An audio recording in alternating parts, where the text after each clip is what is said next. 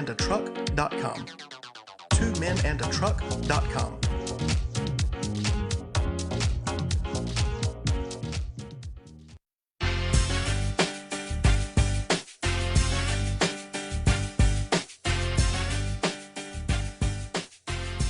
And we're back on the Big Talker FM.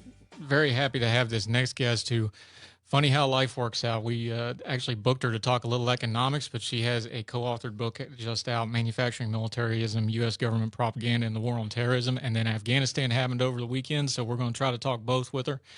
She's a professor of economics at Bellarmine University in Louisville, Kentucky. Abby Hall Blanco, how are you, ma'am? Thank you so much for the time today. Happy to be here. Thanks for having me. I hate to be defeatist about it, but I'll just tee it up to you like this. We've been told for 20 years through 4 different administrations that we were spending all this money to train an Afghan government, to train an Afghan army. That has been apparently not good. Is there any other way to take it other than there has been a pretty systematic and cascading effort and failure of our government as far as lying to us about what we've been doing in Afghanistan for at least the last 16, 17 years after the initial terror incident? Well, the short answer to that question is that I don't really think that there was any hope of nation building in Afghanistan. And there were quite a few people who stated that from the outset. But this is absolutely an example of the United States interfering and now having helped foster to create a failed state in Afghanistan. You recently put it on Twitter, and it was, I think, part of your Cato conversation in the foreign policy realm a little bit ago. I'll just quote it to you, but you said, quote, "The war on terror is not partisan. It is a tool of the right and the left and has been used extensively by both parties for political ends." You wrote that before the events of the weekend, but like we were talking earlier, evidence kind of demands the verdict. I don't know how arguable that is because this has been bad for a while, and a lot of people that they either knew or they should have known that this was coming and just kind of kept kicking the can. I don't know how you view it any other way than the way you laid it out in your quote.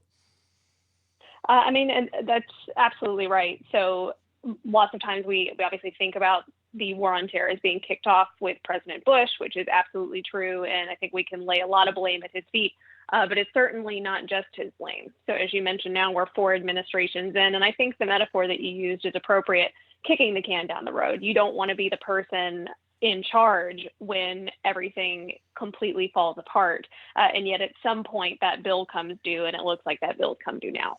How do we process President Biden is the president. He's been the president since January. He did pretty upfront. He's like, I'm going to take the hit on this. We're getting out. We know it's not going to be pretty, but it's probably uglier than it could have been with maybe some more proper planning. Where do you put President Biden's performance in this? Like you said, there's plenty of blame to go around. He's the guy when the music stopped with the chair, somewhat by his own design. Where do you place what we're seeing from our current administration right now? It's difficult to know. So the reports that we're getting out now is saying that President Biden was prepped for this type of contingency where the Taliban mounted a very rapid, intense offensive at the major cities and they fell relatively quickly. And we're hearing, again, this is not necessarily confirmed at this point, but hearing that he'd made up his mind that this was the route that he was going to take anyway. I don't know that the outcome would have been different. I think that maybe we would have just been delaying the inevitable. I think where we can really push back, though, and we can place some significant blame is the fact that we're having great difficulty getting U.S. allies in Afghanistan out of Afghanistan. So people who were translators, for example, other people who supported the U.S. in a meaningful capacity, if they're caught by the Taliban, will undoubtedly be executed. And not getting those people and their families out of Afghanistan is immoral, is the word that I would use. Yeah, I would too. Abby Hall Blanco is joining us. She's a professor at Bellarmine University in Louisville, Kentucky. Also a Young Voices contributor that we're always happy to work with. You've co-authored this book, Manufacturing Militarism, U.S. Government Propaganda and the War on Terrorism. I imagine quite a few people probably react when you start talking about putting the terms U.S. government and propaganda together. That's a strong statement. People probably react strongly to that, but why did you feel to phrase it exactly like that, using the term propaganda when it comes to the war on terror and the United States government? Well, to put it simply, my co-author and I call it like we see it. And so when we look at propaganda and we think about it there's often a tendency to think about propaganda from the perspective of autocratic regimes. But what we're trying to point out is that there are certain features of democracy that make us particularly susceptible to propaganda. And so we see those instances quite a bit in the war on terror. And I think that honestly, we'll probably be having lots of other things to look at when we talk about things related to the pandemic, including things like the eviction moratorium. Yeah, and since you brought it up, put your economic hat on real quick for us. We have another Supreme Court ruling here in the last week, this time out of the state of New York. It was an unsigned decision, but we had 3 dissents from 3 of the liberal justices. But once again, the moratorium has been ruled by the Supreme Court saying this needs to be legislative. This is going too far from your power. We know that's the legal argument. We've heard the political argument because we hear and obviously it's a horror stories when people are being thrown out of their homes. What's the economic impact of this? Because not only the people trying to pay their rent, but there's some estimates that we're talking $24 billion of the economy just in abatement right now. Economically, this isn't really sustainable either, is it? That's correct. So my co-author, Josh Crawford at the Pegasus Institute, and I wrote an op-ed talking about this precise issue. So people are very quick to point out the problems with renters, but what's being left in the lurch here are the landlords. So people tend to think of them as corporate entities, but that's simply not the case. About 23 million properties in the United States are owned by individuals. Half of those are mom and pop renters, so people who may own just 1 or 2 properties, and a third of those people are low to moderate income. The eviction moratorium doesn't stop them from having to pay their mortgages or paying taxes or upkeep costs, anything like that.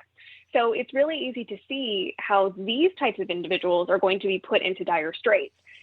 If you're not totally sympathetic still to the plight of the landlord, then consider the fact that what's likely to happen is that landlords are going to be less inclined to rent their property. So you're going to have a reduction in housing when we already have a national housing shortage.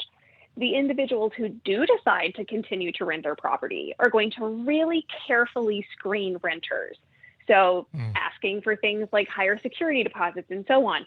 So the people that are going to be really left in the lurch are going to be the people who are least able to handle that type of scrutiny. So people who've had an eviction on their rental record or people who don't have heavy cash reserves.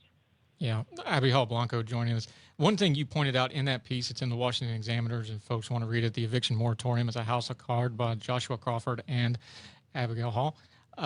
You mentioned in here, it seems, we talk about immoral things, it seems to me weird for the administration to give a false hope of something they know is probably going to get killed down in the courts. When you point out there's already been money allocated for rent relief, there was $47 billion in federal fundings, but only $3 billion has made it to the actual people. You would think you would work on an easier problem like that than doing a court fight. Why do you think it is that they're going for the media splashy stuff and the public pressure stuff when we got this money already approved sitting there and the states aren't getting it to the folks that need it?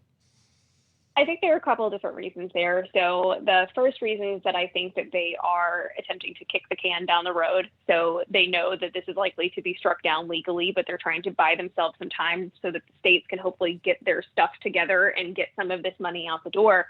But in terms of why it is that political officials tend to go for things that are flashy and sound good, it's exactly that. No one is going to fight back against something saying like, we want to help people who've lost their job as a result of the pandemic. You don't want to be the politician who says, hey, people who own property have the right to decide how to use that property, and you can't live in someone's house without paying them for it. That doesn't sound very good politically. You're not likely to get yourself a vote from the person who is getting evicted from their apartment. And so I think that there's a couple different things going on in that decision making. One more economic question for you real quick. What's some of the things people are talking about, the labor issues and things like that, but things like evictions, things like people being, not having a settled home situation, rough sleeping, the Brits would call it, where folks are having to move in with other people, things like the school situation. Those things all have underlying effects to the workforce that are pretty rippling through the rest of the things like unemployment, don't they?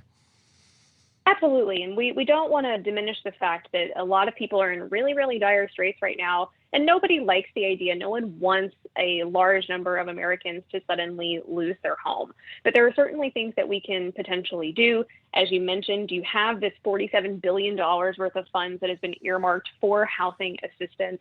Getting that money to people, since it's already been allocated, is one major step.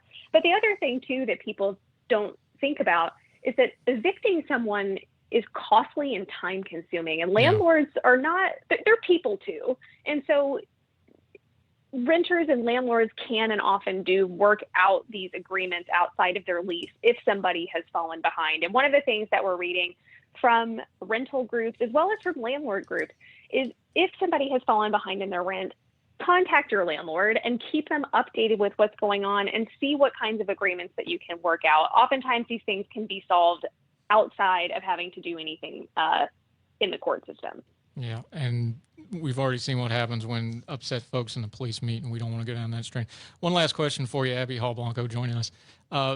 We used a lot of terms for both eviction moratorium and for the Afghanistan situation. We talked about kicking the can down the road, saying things that sound good. As you look at the whole of our government system right now, from the seat you're sitting at economically, looking at international affairs, what do you think we can actually do here? Because this is more than just like a one election type problem we're dealing with here. Where do we start, people that are kind of feeling frustrated today? Where do you think they start trying to do something about this? Ooh, that's a really good question. And give two examples. I always tell, so that sounds like an exam question I would write. Yes, my students wouldn't like me much for it either. So in terms of what it is that people can do, I always point out that elected officials will only do what it is that their constituencies are comfortable with. And so if people start feeling very, very strongly about a particular issue, if they feel that government is overreaching in one particular area, or they feel that government should be doing something that they're not doing, those are the types of things that can actually generate movement. But it necessitates people to determine what it is that they want from their government. And at the end of the day, even if we don't necessarily think that government is always serving what it is that the people need, they do respond very loudly when enough people express what it is that they want. And so I would encourage people definitely to be vocal about what it is they think their government should and shouldn't be doing. Abby Hall Blanco, outstanding stuff today. Tell folks where they can find your work. I know you've got one book out. You've had a book a couple years old, but it's kind of on the same subject. Tell people where they can find your stuff and follow you at. Sure. So my website is abigailrhall.com. My Twitter handle is very similar, and I'm also on Instagram under a very similar handle. Fantastic. Thank you so much for the good information today. Best of luck with the book, and let's do it again soon. Good stuff. I appreciate your time, man. Thanks so much. Thank you. And she has joined us. We have a little bit of a partnership with Young Voices. She's one of the men. We're going to have a couple of them on the show today. I get to work with them on the podcast I do. Great folks, and we appreciate